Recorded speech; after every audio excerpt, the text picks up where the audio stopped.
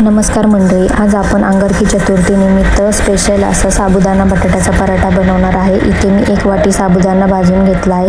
थंड झाल्यानंतर तो आपल्याला मिक्सरमधून बारीक वाटून घ्यायचा आहे। त्याचं पीठ तयार करून घ्यायचं आहे। उपवासाच्या दिवशी खिचडी खाऊन कंटाळा येतो, त्यामुळे असा पराठा तुम्ही एकदा नक्की बनवून बघा। इथे तुम्ही बघू शकता मिक्सरमधून साबुदाणा फिरून घेतला आहे। त्याचं पीठ मी तयार करून घेतलं आहे। ते आता आपण एका ताटामध्ये काढून घेऊयात। आणि इथे 4 छोटे बटाटे मी उकडवून घेतले आहेत। ते आपल्याला या पिठामध्ये किसून घ्यायचे आहेत। इथे मी 4 बटाटे पिठामध्ये किसून घेतले आहेत। त्यामध्ये टाकणार आहे वाटलेली हिरवी मिरची, चवीनुसार मीठ आणि शेंगदाण्याचं कूट। इथे मी शेंगदाण्याचं कूट टाकायला विसरले आहे, तुम्ही आठवणीने टाका। आणि जर उपवासाला जिरे खात असाल तर मिरची वाटताना त्यामध्ये जिरे देखील घाला, त्याच्याने चव छान येते। मीठ टाकल्यानंतर हे सर्व मिश्रण आपल्याला मळून घ्यायचं आहे। इथे बघू शकता तुम्ही, मी मिश्रण घट्ट असं मळून घेतलं आहे।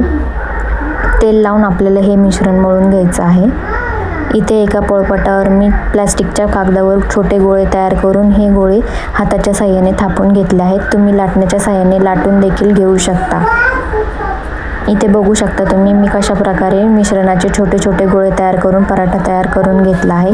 गॅसवर पॅन आधीच गरम करायला ठेवला होता, त्यावरती तेल टाकून हा पराठा मी दोन्ही साईडने चांगला भाजून घेणार आहे। तुम्ही इथे तेलाऐवजी तुपाचा देखील वापर करू शकता। इथे व्हिडिओमध्ये व्हॉइस ओव्हर करत असताना थोडासा बाहेरचा आवाज येतोय, त्यामुळे त्याकडे तुम्ही दुर्लक्ष करा। इथे बघू शकता तुम्ही, दोन्ही साईडने पराठा आपला चांगला भाजून झाला आहे। तो आता आपण एका प्लेटमध्ये काढून घेऊया। आणि दह्यासोबत हा पराठा खायला चांगला आहे। रेसिपी आवडल्यास व्हिडिओला लाईक, शेअर, कमेंट आणि चॅनलला सबस्क्राईब करायला विसरू नका।